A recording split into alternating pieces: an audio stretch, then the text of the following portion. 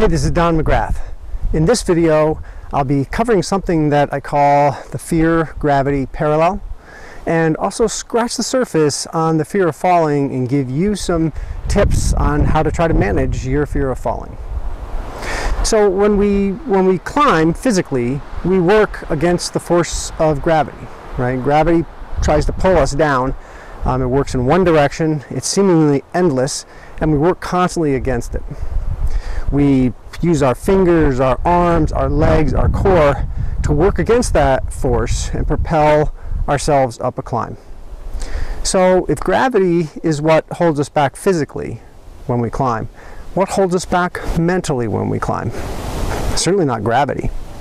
Well, what holds us back mentally when we climb is fear. So fear is the mind parallel to gravity.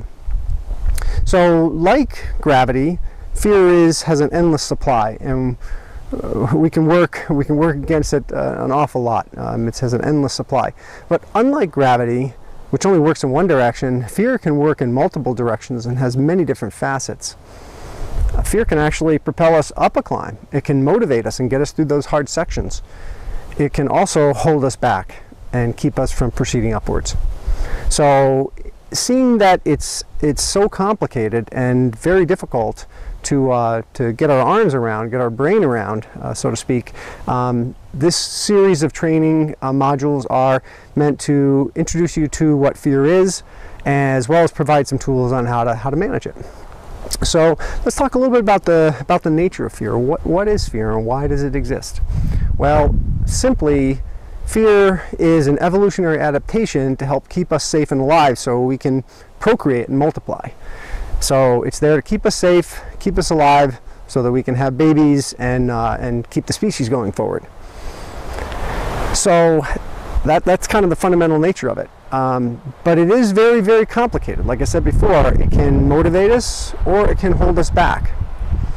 And fear has some very interesting qualities to it. It doesn't always have to be rational. For instance, if you look at what people died from here in the United States between 1995 and 2005, about 3,200 people died from acts of terrorism. About 180,000 died from homicides, while 300,000 died from automobile accidents, and over 6 million died of heart disease. So you would think that we would fear heart disease above many other things, or traffic accidents more than the other two things. But the reality is, in polls, people fear terrorism and they fear homicide more than they fear heart disease.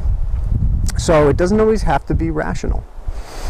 And to make it even more interesting, we are actually born with some innate fears. For example, mice fear cats innately. The moment they open their eyes, they have a fear of cats. Rabbits fear foxes. The moment they open their eyes, they fear foxes. Not all fears, we're not born with all fears though. Some fears we are conditioned to learn. Many studies have shown that in not only humans but in other species, is that when we're shown a certain object or an image and given an electrical shock, over time we will learn to fear that object or that image. So we can be conditioned to fear. Okay, we can learn fear. To make it even more interesting, there are some fears that we're actually born with the propensity to learn to fear more than other things. Monkeys in the wild are known to fear snakes. Monkeys born and raised in captivity don't fear snakes. However, for monkeys in captivity, it's very easy to teach them to fear snakes, much more so than teach them to fear other objects like plants or inanimate objects. So there are certain propensities in our DNA on things to fear. And like I said before, fear can help to motivate us. You know, it can get us through those tough spots. You know, it can, when you get a jolt of fear, the fight response makes your heart rate go up a little bit, increases your focus. It can slow down your digestion so that you can really get ready for that fight. So it can help us, but that same response can hurt us and hold us back. It might cause us to overgrip unnecessarily, and we'll get pumped and fall. I think we've all experienced that. Likewise, the flight mechanism can be helpful and also hurt us. Flight can make us look at a situation and say, this is really dangerous. It can save our bacon and have us retreat and walk away when something truly is dangerous. Alternatively, it can hold us back. It can have us grabbing the draw or saying take unnecessarily when there isn't a clear and present danger from a fall. So, you know, it can both help and hurt us. Let's talk a bit about probably the most prevalent fear that rock climbers face when they climb. It's the fear of falling. So why do we fear falling? We all have it. Okay, we're born with it. So why do we fear falling? Okay, we fear falling mainly because we're afraid of getting hurt. You know, it's that stay alive response. You know, we want to be around as subliminally or subconsciously, we want to be around to procreate, but none of us likes to get hurt or experience pain. So that's fundamentally, I think, the greatest reason we fear falling. There's also an element where if we've made it to a certain point on a climb and we fall and we have to reclimb that, that's not a fun thing, right? It's exhausting, it can be demoralizing. So many of us have a fear of that. Now that's not necessarily a rational fear, there's not a clear and present danger, but it's a pain in the butt, so we can actually fear that too. So more on falling. You know, when you fall, you don't get hurt because of the fall. Okay, you don't get hurt falling. You get hurt by the sudden deceleration of hitting something. Okay, so falling doesn't mean you're going to get hurt. It's when you have a sudden stop or a deceleration, that's how you can get hurt. So what I've done is I put together something I call the lesson checklist that I'd like to walk you through, and what you can use this for is to help you evaluate the real danger when you're facing some sort of a fall or when you're contemplating getting on a route where there might be a fall. Okay, so let's kind of walk through the lesson checklist. So the L in lesson stands for less than vertical. Is the climb less than vertical? Actually, less than vertical climbs are more dangerous than very steep climbs, and that may not make sense to some people.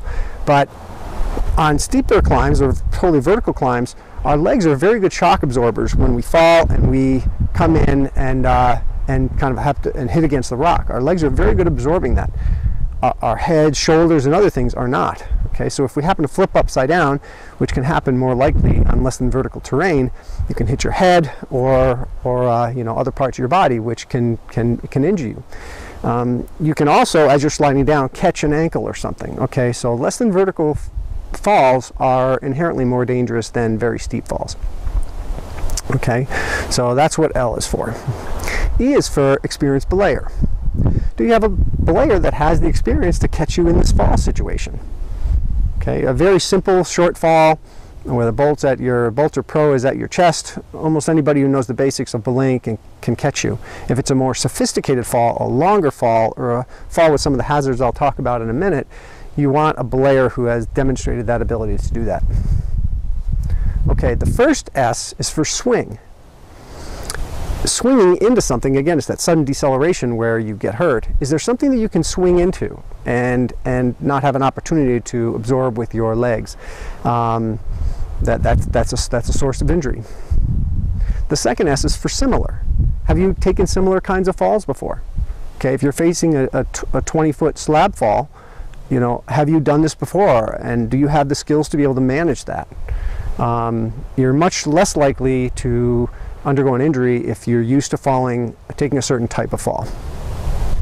Okay, the O is for object. Is there an object for you to hit when you fall? Again, it's that deceleration where you get hurt. Is there a ledge below you? Is there something sticking out that you could catch a toe on as you fall and maybe injure yourself? Okay, O is for object. N is for, is there a need to clear a roof? Experienced climbers know this, that, you know, again, your legs are good shock absorbers, and at a roof, if you happen to fall just right on a roof, your legs can go underneath the roof and not have the opportunity to absorb that fall, and you can end up hitting your hands, your head, your chest, or even scrape the tops of your knees, which can... So is there a need to clear a roof? Okay, so L, less than vertical. E, experienced belayer. First S for swing. Second S for similar falls. O, object to hit. And need to clear a roof. Well, I hope you found the lessons checklist useful. I hope you can use it in evaluating falls that you might be thinking about or facing. And in upcoming modules, we're going to dive even deeper into the fear of falling and other fears to help you figure out how to manage those better and remember this, fear falling is something that we all have. Stop feeling bad about it. It's your job to figure out, to identify it as something to work on, and then work on figuring out how to manage it. And that's what we're here for. All right. So till next time, till the next module, this is Don McGrath. Climb strong, climb well, climb masterfully.